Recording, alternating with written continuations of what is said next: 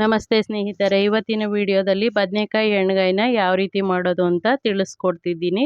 ಮೊದಲಿಗೆ ನಾನು ಒಂದು ಕಡಾಯಿಗೆ ಒಂದು 3 ಸ್ಪೂನಷ್ಟು ಕಡಲೆಕಾಯಿ ಬೀಜನ ಹಾಕ್ಕೊಂಡಿದ್ದೀನಿ. ಅದನ್ನು ಸ್ವಲ್ಪ ಕೆಂಪಾಗೋವರೆಗೂ ಹುರಿದು ಒಂದು ತಟ್ಟೆಗೆ ವರ್ಗಾಯಿಸ್ಕೊಳ್ತೀನಿ.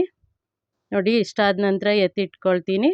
ಆನಂತರ ಅಲ್ಲಿಗೆ ಒಂದು 3 ಸ್ಪೂನಷ್ಟು ಬಿಳಿ ಎಳ್ಳನ್ನ ಹಾಕ್ಕೊಂಡಿದ್ದೀನಿ. ಅದನ್ನು ಕೆಂಪಾಗೋವರೆಗೂ ಹುರಿದು ಸ್ವಲ್ಪ ಹುರಿದ ನಂತರ ನಾನು ಇಲ್ಲಿ ಹಸಿ ಕೊಬ್ಬರಿನ ಅಂದರೆ ತೆಂಗಿನಕಾಯಿನ ತುರಿನ ಹಾಕ್ಕೊಂಡಿದ್ದೀನಿ. ನೀವು ಬೇಕಿದ್ದರೆ ಒಣ ಕೊಬ್ಬರಿನೂ ಬಳಸ್ಕೋಬೋದು, ಅದು ತುಂಬ ಚೆನ್ನಾಗಿರುತ್ತೆ.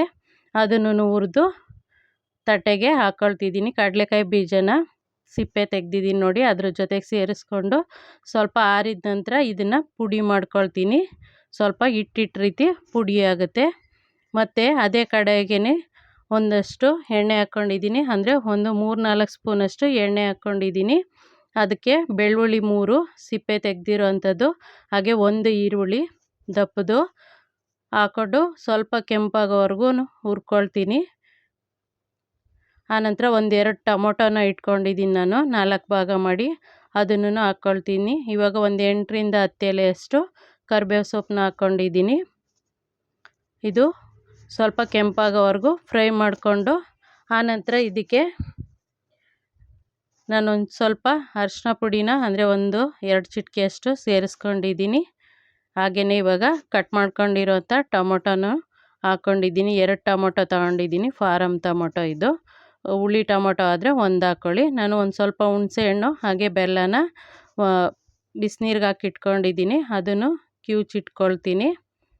ಗ್ರೇವಿ ಮಾಡುವಾಗ ಸೇರಿಸ್ಕೊಳ್ತೀನಿ. ನೋಡಿ, ಇದನ್ನು ತಟ್ಟೆಗೆ ಆರೋಕ್ಕೆ ಇಟ್ಕೊಂಡಿದ್ದೀನಿ. ಆನಂತರ ಇವಾಗ ಇವು 3ನೂ ಎಳ್ಳು, ಕಡಲೆಕಾಯಿ ಬೀಜ, ಹಸಿ ಕೊಬ್ಬರಿ 3ನೂ ರುಬ್ಕೊಳ್ತೀನಿ. ಇವಾಗ ರುಬ್ಬಿದ್ದಾಗಿದೆ. ಒಂದು ತಟ್ಟೆಗೆ ಎತ್ತಿಟ್ಕೊಂಡು ಅದೇ ಜಾರ್ಗೆನೆ ನಾನು ಈರುಳ್ಳಿ, ಟೊಮೊಟೊ, ಬೆಳ್ಳುಳ್ಳಿ ಹಾಗೆ ಶುಂಠಿ ಸ್ವಲ್ಪ ಹಾಗೆಯೇ ಕರಿಬೇವು ಸೊಪ್ಪು ಹಾಕಿದ್ನಲ್ಲ ಅದನ್ನು ರುಬ್ಕೊಳ್ತೀನಿ. ಇವಾಗ ಸಾಂಬಾರು ಪುಡಿನ ಅಂದರೆ ಮಸಾಲೆ ಸಾರು ಪುಡಿ ಹಾಕ್ಕೊಂಡಿದ್ದೀನಿ. ಹಾಗೆ ಗರಂ ಮಸಾಲ 1 ಸ್ಪೂನಷ್ಟು, ಚಿಕ್ಕ ಸ್ಪೂನಲ್ಲಿ 1 ಸ್ಪೂನ್ ಹಾಕ್ಕೊಂಡಿದ್ದೀನಿ.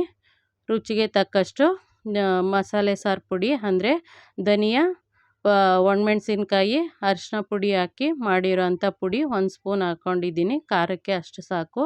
ಇವಾಗ ನಾನು ಮೊದಲಿಗೆ ಪುಡಿ ಮಾಡಿ ಇಟ್ಕೊಂಡಂತಹ ಪುಡಿನ ಒಂದು ಪಾತ್ರೆಗೆ ಹಾಕ್ಕೊಂಡಿದ್ದೀನಿ. ಅದಕ್ಕೆ ಸಣ್ಣದಾಗಿ ಹೆಚ್ಚಿರೋ 2 ಈರುಳ್ಳಿ ಹಾಕ್ಕೊಂಡೆ. ಹಾಗೆ ಟೊಮೊಟೊ, ಈರುಳ್ಳಿ, ಮಸಾಲೆ ಏನು ರುಬ್ಕೊಂಡಿದ್ದೆ ಅದನ್ನು ಸ್ವಲ್ಪ ಹಾಕ್ಕೊಂಡು ಚೆನ್ನಾಗಿ ಕಲಿಸ್ಕೊಳ್ತೀನಿ. ಇದನ್ನು ಬದನೆಕಾಯಿಗೆ ತುಂಬ್ಕೊಳ್ಳೋದಕ್ಕೋಸ್ಕರ ನೋಡಿ ಈ ರೀತಿ ಕಟ್ ಮಾಡಿದ್ದೀನಿ. ಒಂದು ಬದನೆಕಾಯಿನ ದಪ್ಪದನ್ನು ಒಂದು 8 ಭಾಗ ಮಾಡಿದ್ದೀನಿ, ಸಣ್ಣದನ್ನು 4 ಭಾಗ 6 ಭಾಗ ಆ ರೀತಿ ಮಾಡ್ಕೊಂಡಿದ್ದೀನಿ. ಅದಕ್ಕೆ ಈ ರೀತಿ ಚೆನ್ನಾಗಿ ಈ ಕಲಸಿಟ್ಕೊಂಡಿರೋಂಥದ್ದನ್ನು ತುಂಬ್ಕೊಳ್ತೀನಿ. ಇದರಲ್ಲಿ ರುಬ್ಬಿರೋ ಅಂಥ ಮಸಾಲೆ, ಈರುಳ್ಳಿ ಸಣ್ಣಕ್ಕೆ ಹೆಚ್ಚಿರೋ ಅಂಥದ್ದು, ಹಾಗೆಯೇ ಹಸಿ ಕೊಬ್ಬರಿ, ಎಳ್ಳು ಮತ್ತು ಕಡಲೆಕಾಯಿ ಬೀಜದ್ದು ಪುಡಿ ಇದೆ.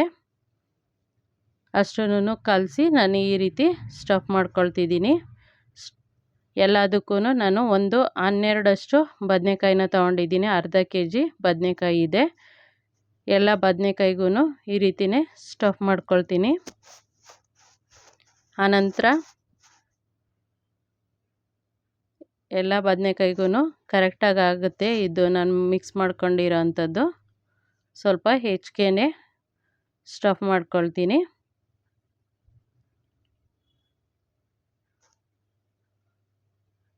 ಈ ರೀತಿ ಎಲ್ಲ ಬದನೆಕಾಯಿಗೂ ನಾನು ಮಿಕ್ಸ್ ಮಾಡ್ಕೊಂಡಿರೋಂಥ ಮಸಾಲೆನ ಸ್ಟಫ್ ಮಾಡ್ಕೊಂಡಿದ್ದೀನಿ.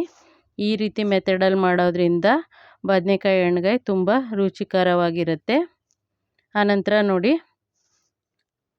ಅದೇ ಕಡಾಯಿಗೆ ನಾನು ಒಂದು 5-6 ಸ್ಪೂನಷ್ಟು ಅಂದರೆ ಒಂದು 100 ಗ್ರಾಮಷ್ಟು ಅಡುಗೆ ಎಣ್ಣೆನ ಹಾಕ್ಕೊಂಡಿದ್ದೀನಿ. ಹಾಗೆ 1-2 ಕಡ್ಡಿಯಷ್ಟು ಕರಿಬೇವು, ಎಳ್ಳು, ಜೀರಿಗೆ, ಸಾಸಿವೆ ಅರ್ಧ ಸ್ಪೂನಷ್ಟು ಹಾಕ್ಕೊಂಡಿದ್ದೀನಿ. ಹಾಗೆಯೇ ಇಂಗನ್ನ ಹಾಕ್ಕೊಂಡಿದ್ದೀನಿ 1-2 ಚಿಟಿಕೆಯಷ್ಟು. ಇವಾಗ ನಾನು ಬದನೆಕಾಯಿಗಳ ಈ ರೀತಿ ಜೋಡಿಸ್ಕೊಳ್ತೀನಿ. ನಿಮಗೆ ಎಣ್ಣೆ ಇನ್ನೂ ಬೇಕು ಅನಿಸಿದ್ರೆ ಇನ್ನೂ ಒಂದು 50 ಗ್ರಾಮಷ್ಟು ಹಾಕ್ಕೊಳ್ಳಿ. ನಾನಿದು ಸಾಕಾಗುತ್ತೆ ನಾನು ಹಾಕ್ಕೊಂಡಿರೋದು.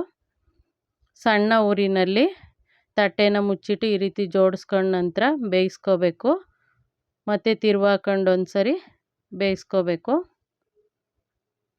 ನೋಡಿ ಇವಾಗ ಒಂದು ಸೈಡ್ ಬೆಂದಿದೆ, ಇನ್ನೊಂದು ಸೈಡು ತಿರುವಾಕಿ ಸಣ್ಣ ಊರಿನಲ್ಲಿ ಬೇಯಿಸ್ಕೋಬೇಕು, ಇಲ್ಲಾಂದರೆ ತಳ ಹಿಡಿಯುತ್ತೆ.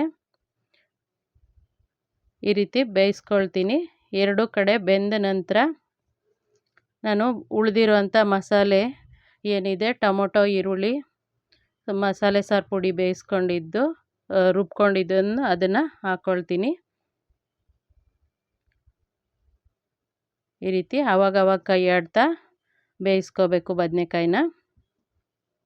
ಆನಂತರ ನೋಡಿ ರುಬ್ಬಿರೋದು ಉಳಿದಿರೋಂಥ ಮಸಾಲೆನ ಹಾಕ್ಕೊಂಡೆ. ಹಾಗೆ ಹುಣಸೆಹಣ್ಣು ಬೆಲ್ಲನ ನೆನೆ ಹಾಕಿಟ್ಕೊಂಡಿದ್ದೆ, ಅದನ್ನು ಹಾಕ್ಕೊಂಡಿದ್ದೀನಿ.